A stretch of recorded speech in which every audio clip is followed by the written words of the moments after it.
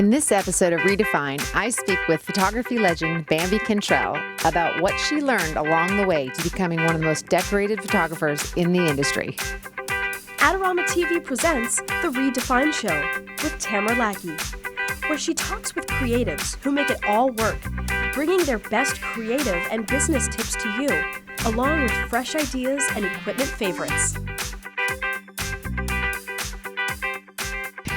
Bambi, Empress of Imaging, that was given to you, that moniker, by Microsoft, yes? Yes, it was. Tell me your relation. Okay, only because I'm like the oldest woman in the entire universe in photography. The awesomest woman in the entire right. Well, universe. that's what some say, I guess. I was, when they had the Icons of Imaging program, I was the first woman selected to be in that program, and so they gave me that title, so.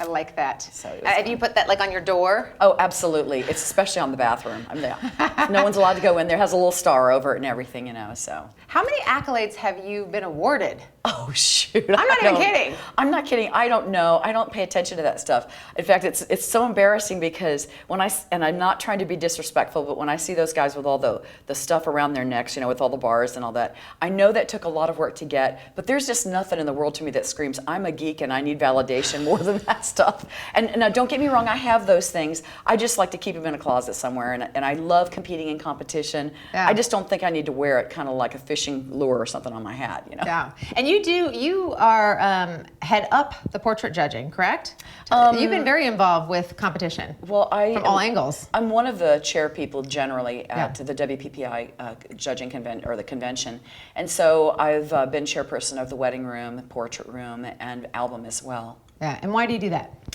I love it. It's a great way for me personally to see new things, to see new trends, and to see, you know, where the state of photography is going. Because I really believe photography is a living, breathing entity, and I love the way that style changes and the way that people express their artistry.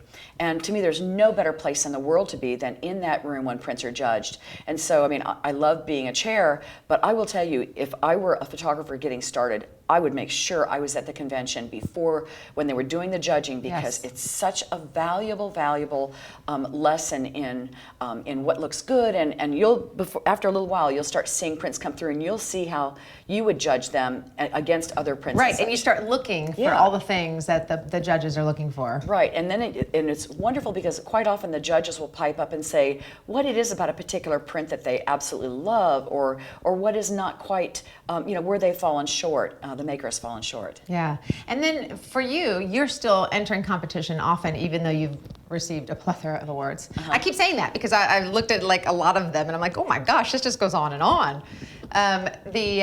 What has been the most meaningful win to you?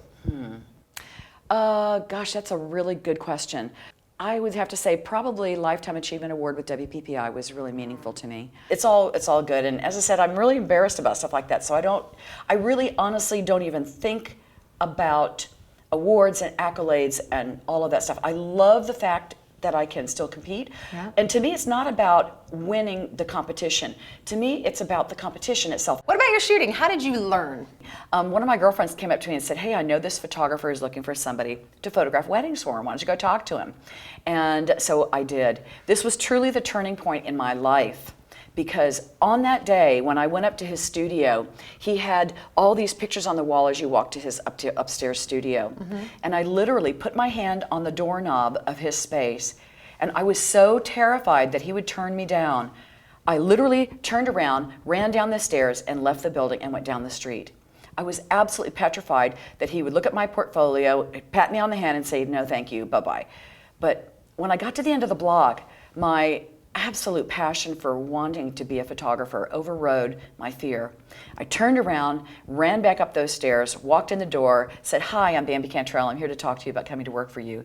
He hired me on the spot, but how could he not? I told him I'd do it for free. I did. So I worked for him for free, and sorry to be so long-winded about it. But no, that's really interesting. I'm imagining you. Oh, I'm not kidding you. But one of the greatest things that ever happened was I got to really learn my craft by not only seeing what he did right, but also the mistakes that he made. And so I literally carried his camera gear to every wedding and watched and listened. And to me, it's so phenomenal to learn from people that are actually working in the trenches every day as photographers.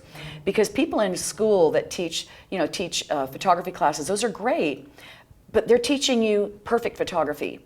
The pro teaches you perfect photography under the set of circumstances you're given. And there's a huge difference in that. And to this day, I still take classes every single year because I think it's so important to keep abreast of changing trends. And I'm not a really quick learner. Actually, it takes me a little while to learn things. So I want to be able to continue to keep a fresh approach. And I don't want to be one of those people who was known as something in the past. Oh, you used to be a wedding photographer. I want to be relevant. A photographer, and I want to be relevant. Constantly relevant. Absolutely. And especially because I'm 55 years old. I mean, I'm not a kid anymore. And it's more important than ever for me to continue to keep abreast of these changing trends so that I do maintain my relevancy. What do you see as the negatives of photography? I never hear that question. I never asked it. But I'm curious because there's obviously so much to be drawn to. Yeah. But the more aware you are, I'd have to say that one of the biggest negatives in photography is that photographers are artists, and artists want to play, they want to create, and they don't think about the financial aspect. The fact that, hey, they've got to pay their bills and they have to get clients in their doors and such. That truly can be the negative. I'd have to say, to me though, the number one thing that can be a negative are other photographers. Because photographers can be really whiny little people. And I'm not kidding you, that just works my last nerve. I cannot stand negative people. It just irritates me to death. Because, people will make excuses for their failure. They'll go, oh, well, you're back in the time when you grew up as a photographer, it wasn't so bad, and the economy wasn't this. And there's always an excuse for not making progress and moving forward. And I believe that it's important to put blinders on, be very forward focused on where you want to go, and just ignore the negative noise. What makes you successful is hard work, number one. Not being willing to settle. Absolutely not being willing to settle. Being that person that when people say it can't be done this way, you go around and you find another way to do it. The gentleman who hired me to begin with, it was classic. My first camera was the Mamiya C330, and he handed me this camera, and it had all these numbers on it. I didn't know an f-stop from a bus stop. So I'm looking at all those numbers, and he said, shoot everything at f8 at a 60th of a second. So I'd go to a wedding, and the first, 5 or so weddings, everything at I shot everything at f8 at a 60th of a second. And, okay. and then afterwards, I started looking, going, what are all these little numbers for? What is that 30th of a second and 15? What does that mean? And so I asked him, I said, Don, what does that mean? He goes, don't go there. You'll get camera movement. And I was like, oh, really? Was he a ghost? Yeah, I know. Don't go there. And I went, Well, the one thing he didn't know was that if you tell me I can't do something, I'm so going to be pushing the envelope. I'm going to try it. Yeah. I have to. So the next thing I did at my next wedding is I thought, okay, let's see what happens if I shoot this at a 30th of a second instead of a 60th of a second. Oh my gosh, I got great images. I went, oh, okay, that made me realize, maybe he is not like the authority of the universe. Yeah. So it made me start questioning things and questioning what people say. My favorite saying is expression over perfection. At the end of the day, if I have an amazing expression, even if there may be one element in the picture that is not an absolutely perfect thing about it, I have a perfect image. And on the other side of the coin, you can have the perfect Rembrandt lighting, the absolutely most beautiful shot from here down. But if there is no expression on the face, you've got a zero. And what are you using now? I use the Canon EOS1D Mark IV. What do you think of it? I love it. I think it's really a wonderful tool. But cameras don't take pictures, people do. And I really believe, and I'm not trying to minimize the value of my camera. I love it. I love the fact that it has the great high ISO range. I love all the lenses and so forth. But if you really understand what photography is all about, a really skilled photographer could use one of those little cameras that say wedding written on the side of it to do the job. Well, iPhone. Yeah, exactly. I love my iPhone. Some of my favorite shots are on my iPhone. Mine too. Yeah. I love my iPhone. Yeah. So I really believe that it's important to have a foundation of good equipment. And if I were to give some advice to somebody, I'd say buy great lenses. if you have to buy a lesser expensive body, Right. get the good glass. Don't skimp, because you're gonna have to buy it more. You're gonna have to buy it later on. Just bite the bullet and get it over with. Buy one lens, or buy just 2 lenses in a body, and to get you started, or rent. Yes. Which is a great way to do things to begin with. What do you think today's controversy is? Oh, whether to Photoshop your images or not. It's like, and how far do you go? How far you go? Yeah, and then who's the artist? I think that's a real important one. Yeah, is it because the shooter or the digital artist? Yeah, that's a very huge controversy, and I really understand that, because I was a film girl, and what you saw was what you got. Right. And today, I work in the digital media, and then I work my files afterwards.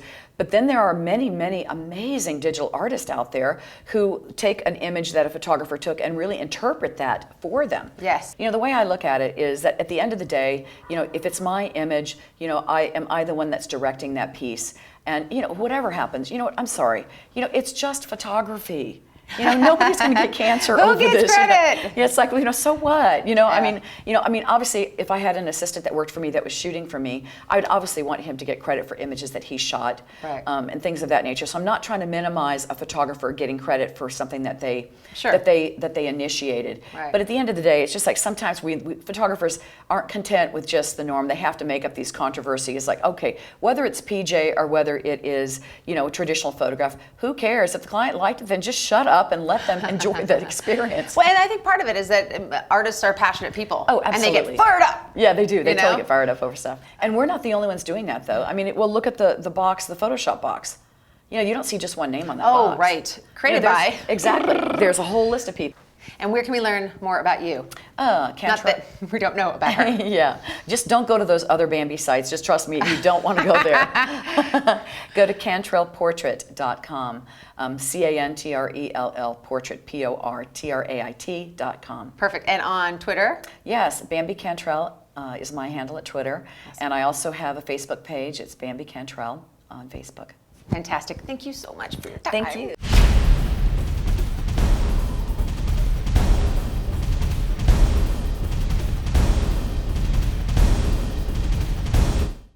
Adorama TV is brought to you by Adorama, your best source for the equipment and knowledge you need. For all the latest photography, video, and computer gear, visit Adorama.com. Place your order by 7 p.m. and it ships the same day. Plus, the next time you're in New York City, be sure to visit our store located on 18th Street between 5th and 6th Avenue. Check out the Adorama Rental Company for professional cameras, lighting, computers, and more. We'll help you make the best selection to match your needs while giving you the knowledge to achieve the best outcome from your rental. Adorama is your complete solution for equipment, printing, training, and more. Adorama, more than a camera store. Thanks for joining us on reDefine. We're here with the Empress of Imaging, Bambi Cantrell. It's nice to be here, Tamara. It's nice to see you. I like your case. Wait a minute. Tamara, hang on a minute. Do you know, I am so sick and tired of you trying to copy everything I do. Do you see this? Hello, could we at least worn a different pair of shoes today? Not your boots like mine, okay? And can we talk about the hair? Just stop it. Just stop the madness now, okay? You are never gonna be me. You just bought this the other day too, didn't you? Oh, just shut up. And you have to put the little XS on it so we all know that you're an extra small. Can I just tell you right now, she took that sticker off another sweater. It's not really an extra small. I saw it as a double XL, just so you know. It's true. It's all Creative Light. All right, I'll change. We'll come back in a minute. Wait a minute, whoa. Tamara.